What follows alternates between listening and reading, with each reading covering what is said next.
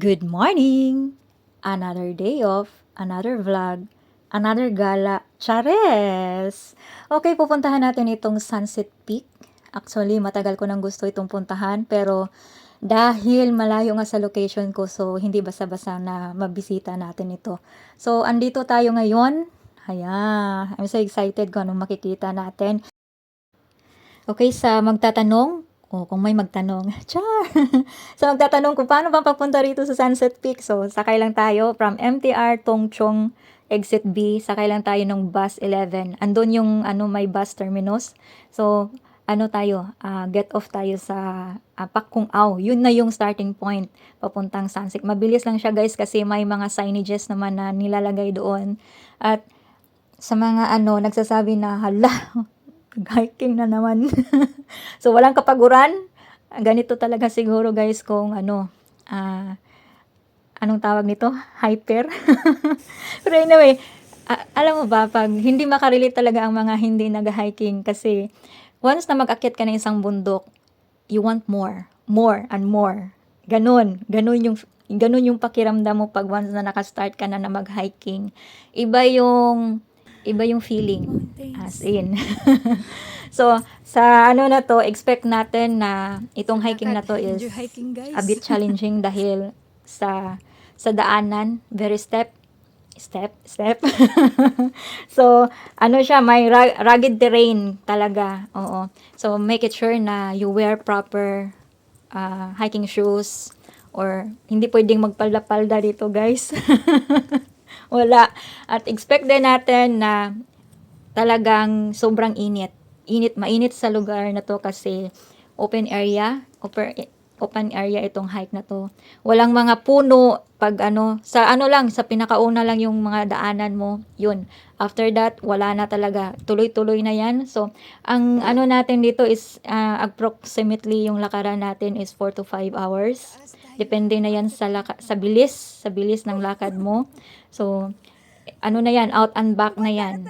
So, hindi tayo back trail, pero ang ginawa natin dito is, diretso tayo doon sa may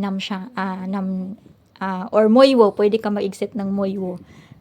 Pwede rin sa Namshan. So, ang haba ng hike na to guys, approximately nasa 9 kilometers or 5.6 miles. Kaya, make it sure na magdala tayo ng maraming tubig, no? Kasi medyo mahaba yung lakaran dito. So, yung elevation nito is nasa 869 meters above sea level. Ito yung pangatlo na pinakamataas na bundok dito sa Hong Kong. So, maganda dahil kahit na challenging yung hike na to is expect na yung hike na to is very rewarding. Oh, very rewarding. Char! So, ito yung known for its panoramic views. Na makikita natin the mountain backdrop, napakaganda. Then, ocean views, ocean deep. Charis. So, pati yung unique stone missionary houses na makikita. Madadaanan natin along the way. At isa na itong stunning silver grass during autumn or winter season. Kung saan binibisita talaga or dinadayo ito from China, galing pa sa China yung mga pumupunta rito, nag-hike talaga. Dahil lalong-lalo na mga photographers guys, mga Instagrammers.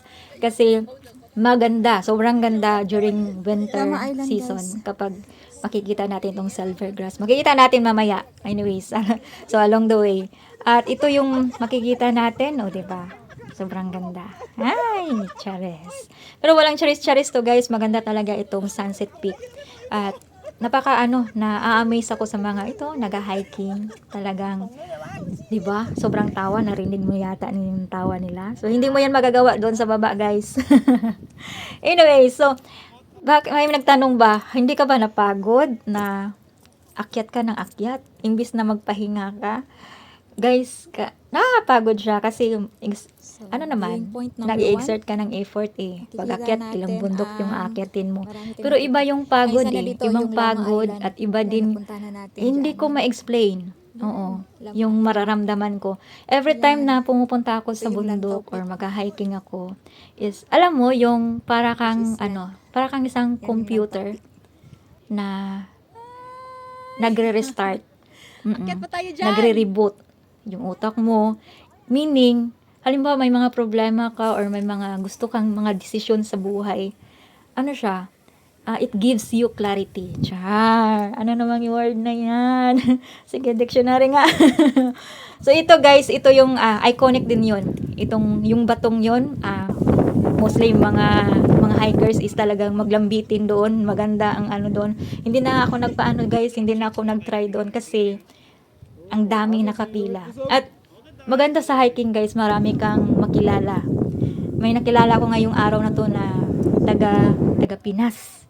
So mga hikers din itong mga batang to. At ang dami kong natutunan sa kanila. Alam nyo ba na pag mag-hiking ka pala sa Pilipinas, you need a proper training pala. Hindi basta-basta na aakyat ka lang ng bundok. Hindi tulad dito sa atin sa Hong Kong na basta gusto mo lang umakyat. Yun, kapag broken ka, char, aakyat ka ng bundok, mag-isa, pwede. Pero sa Pilipinas, hindi pwede yan. So, dapat may proper training ka, may guide ka. So, medyo magastos yung pag-hiking sa. Pero anyway, yung gastos is ayun, pera, andyan na yan. Pero yung memories, alam nyo ba guys, hindi yan mawawala. Alam nyo, yung itong pagbablog-vlog ko, yung binablog ko yung hiking ko, is hindi lang naman na, gusto kong, hindi lang, kundi I am creating memories na pagdating ng panahon, natatanda ako, mga 50, aabot ako ng 70, di ba? Malay natin, aabot tayo sa edad na yan, di ba? So, maano mo masasabi, wow, talagang nakit ko yun, nagawa ko yun. So may mapapanood tayo balang araw. Ito yung Stone Hut guys, mga missionary, dito yun nakatira noon. So hindi ko na lang i-explain to sa vlog ko, no, kasi medyo mahaba na kung i-explain natin. Ito din yung silver grass na kung saan, kung maganda yung camera mo talaga dito, as in, maganda yan, Instagrammable yung yung magiging pictures ng. Basta maganda yan. Tapos, parang ang feeling ko dito is parang nasa Switzerland ka. Char. Hindi man ganun kabongga guys, pero anyways, iba yung effect or iba yung take away natin ngayon na naakyat natin ang Sunset Peak. So anyway, medyo bitin itong vlog natin or video natin kasi grabe, nagmamadali kami kasi itong nakilala ko is may trabaho pa pala, o di ba? May hyper pa pala sa akin. Kung hyper ako, may mas hyper pa. So, may trabaho pa. So, nagmamadali kami ng uwi. So, or pababa ng bundok. So, Namshan kami bababa, guys. Sakay kami ng bus 3M pa uwi.